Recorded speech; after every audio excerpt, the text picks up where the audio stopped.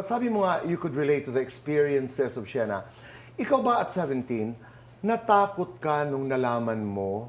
Or were you ready? Was it planned when you got pregnant? No, it wasn't planned, Tito Boy. So hindi nakaplano? Hindi. Anong nangyari? Take me back to that moment nung nalaman mong buntis ka. Tito Boy, that time, takot na takot ako nung nakita ko yung pregnancy test.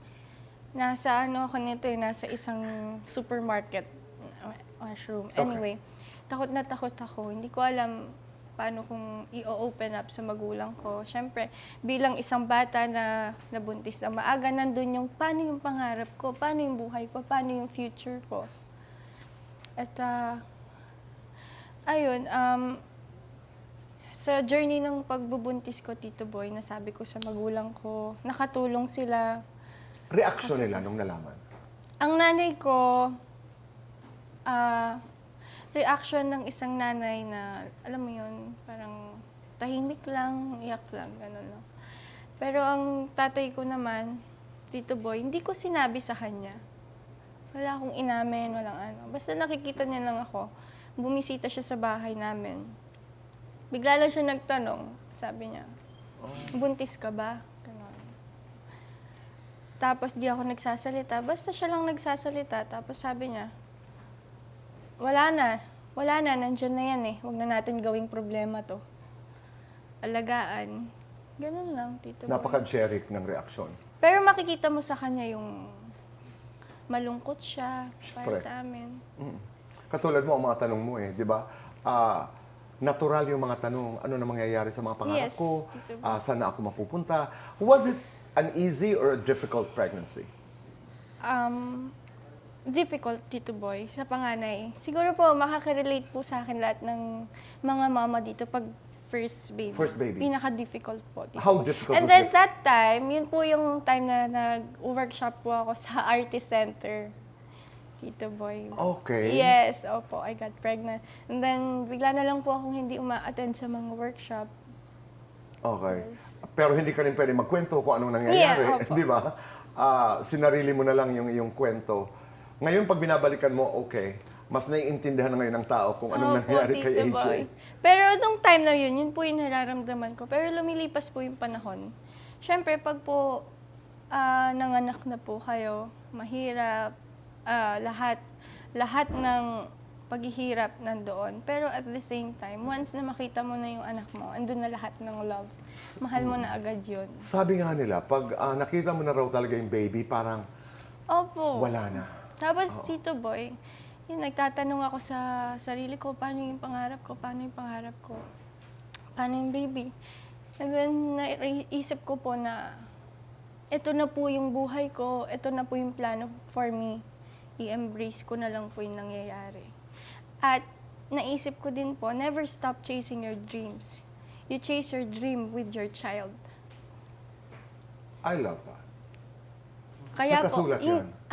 Kaya po, pinatato ko po to. Ito po yun. Kasi di ba po, pag, Anong nakasulat? it's never too late to be who you wanna be. It's Yes. never too late to be who you want to be. Yes. Oo. I like that. You don't stop to chase your dreams. You chase your dreams With your child. with your child. First time ko marinig yun. Totoo.